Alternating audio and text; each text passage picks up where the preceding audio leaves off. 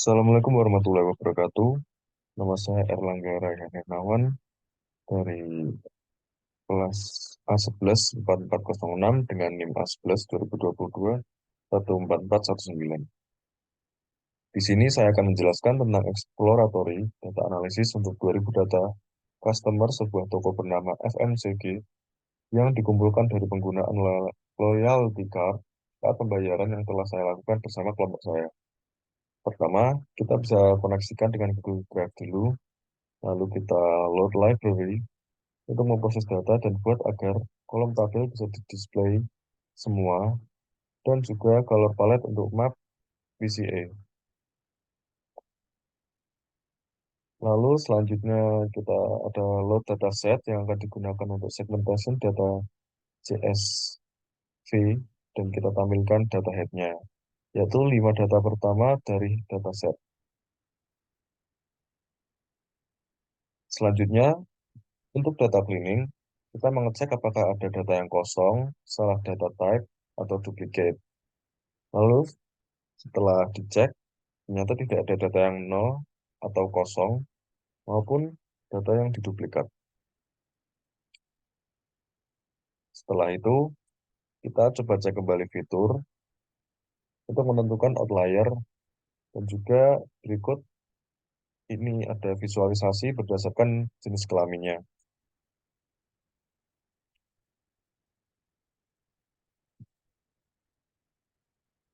Di sini outlier kami cari dengan menggunakan kuartil 1 yaitu 0,25 jumlah data income dan kuartil 3 yaitu 0,75 jumlah data income. Lalu bisa ditemukan bahwa interquartile range atau EQR yaitu pengurangan kuartil 3 dengan kuartil 1. Setelah itu ditentukan batas bawah yaitu kuartil 1 minus 1,5 EQR dan batas atas Q3 plus 1,5 EQR.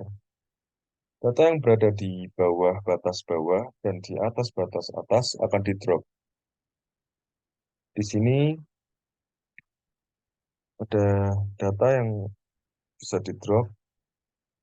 Lalu setelah di-drop, kita lihat di sini sebelumnya ada 2000 data dan setelah di-drop di sini berubah menjadi 1917 data. Selanjutnya, kami mencari korelasi yang ada pada fitur, didapat heatmap sebagai berikut. Setelah kami cek, salah satu korelasi yang tinggi antar fitur adalah income dan occupation sebesar 0,66,2. Fitur ini akan kami pakai untuk mencari pola klaster nantinya. Lalu kami mengcopy data sebelum normalisasi. Setelah itu, ini untuk scaling normalisasinya. Lalu kami lakukan Hopkins checks untuk melihat apakah data ini aman di cluster atau tidak. Dan setelah melakukan Hopkins checks, didapat nilai sekitar 0,86 yang berarti data bisa langsung dicari k-means-nya karena lebih dari 70. Tetapi kita juga akan tetap membuat PCA untuk visualisasi datanya. Berikut adalah visualisasi secara 3D untuk dataset. Seperti ini untuk visualisasi 3D-nya. Lalu selanjutnya kami mencari K optimal dengan metode elbow. Ini bertujuan untuk mengetahui baiknya ada berapa banyak cluster yang harus dilakukan pada dataset ini. Kami didapat elbow pada K5, yang berarti kami akan melakukan 5 pengelompokan atau cluster. Proses cluster ini kami memakai agglomerative clustering dan didapat visualisasi secara 3D seperti berikut ini.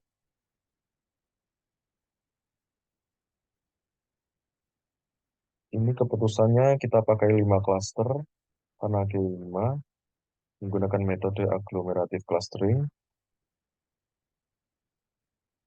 Lalu ini untuk visualisasi agglomerative clusteringnya.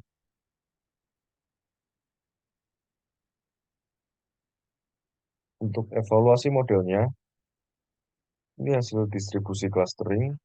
Di sini bisa dilihat bahwa yang paling banyak adalah cluster 0 dan yang paling sedikit adalah cluster 4.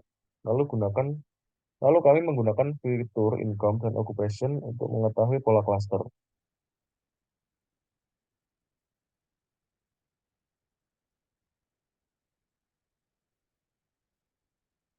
Di sini ada visualisasi dari cluster profile based on income and occupation. Berdasarkan income-nya dan pendapatan paling banyak ada di cluster 0, juga diikuti cluster 1, seperti rincian berikut.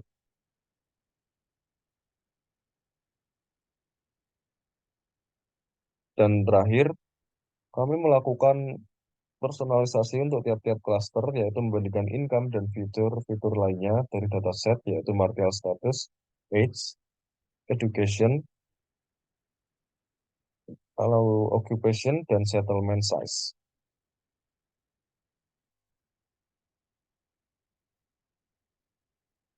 Di sini ada marital status, bisa dilihat untuk yang 0,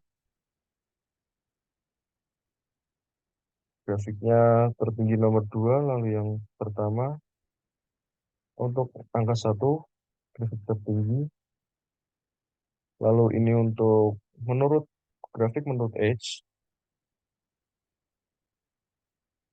lalu yang di sini grafik menurut education,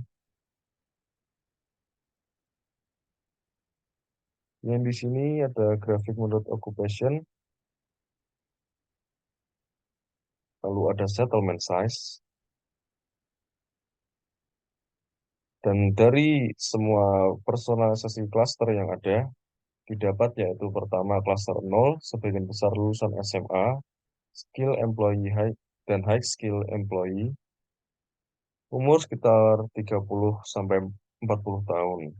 Lalu yang kedua ada klaster pertama, umur sekitar 20 sampai 30 tahun, banyak skilled employee, banyak tinggal di kota kecil. Untuk yang nomor tiga, yaitu klaster 2, sebagian besar non-single, sebagian besar umur 55 sampai 65 tahun, lalu sebagian besar lulusan universitas atau graduate school. Klaster 3, sebagian besar single, berumur 25 sampai 30 tahun, edukasi tidak diketahui dan lulus SMA, sebagian besar unemployed, lalu tinggal di kota kecil.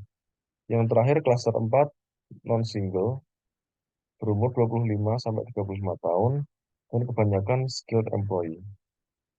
Sekian penjelasan tentang grafik dan untuk data exploratory analysis untuk 2000 customer toko FMCG dari kelompok kami. Terima kasih.